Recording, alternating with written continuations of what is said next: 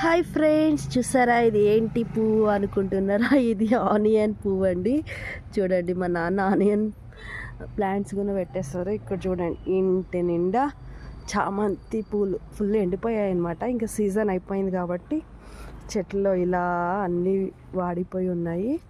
చూడండి ఎంత బాగున్నాయి కదా, ఎంత బాగున్నాయి చూడండి.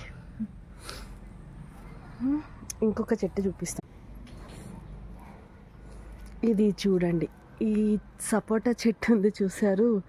ఈ సపోటా చెట్టు పెట్టి ఆల్మోస్ట్ 14 years అయిందనమాట. నేనే పెట్టాను ఈ చెట్టుని, చాలా పెద్దగా అయింది. యాక్చువల్లీ ఈ చెట్టు పెట్టడానికి ఒక రీజన్ ఉంది. ఈ చెట్టు కొనుక్కోవడం ఎలా అంటే, మా ఇంట్లో అప్పట్లో చాలా నాటుకోళ్ళు ఉండేవన్నమాట. ఆ నాటుకోడు ఒక కోడినిచ్చి ఈ సపోటా చెట్టు ప్లస్ టెంకాయ చెట్టు తీసుకోవడం జరిగింది. టెంకాయ చెట్టు అంటూ చనిపోవడం జరిగింది. ఇదైతే బాగా ఫ్రూట్స్ వదులుతూ ఉంది. మీకు మా సపోటా చెట్టు నచ్చిందా?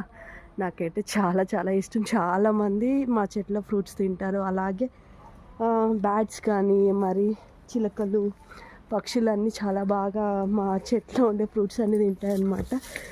మా నాన్న డైలీ మార్నింగ్ కింద పడి ఉండే కాయలన్నీ, అంటే చాలా పెద్ద చెట్టు కాబట్టి కొంచెం ఎక్కి పెరగడం కొంచెం కష్టమే.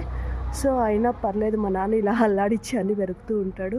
ఇటు చెట్టు కొమ్మ పట్టుకొని ఇట్లా మూవ్ చేస్తే చాలా చాలా పెద్దగా ఉన్నాయి. కానీ ఇప్పుడు నైట్ అయింది కాబట్టి కనపడట్లేదు.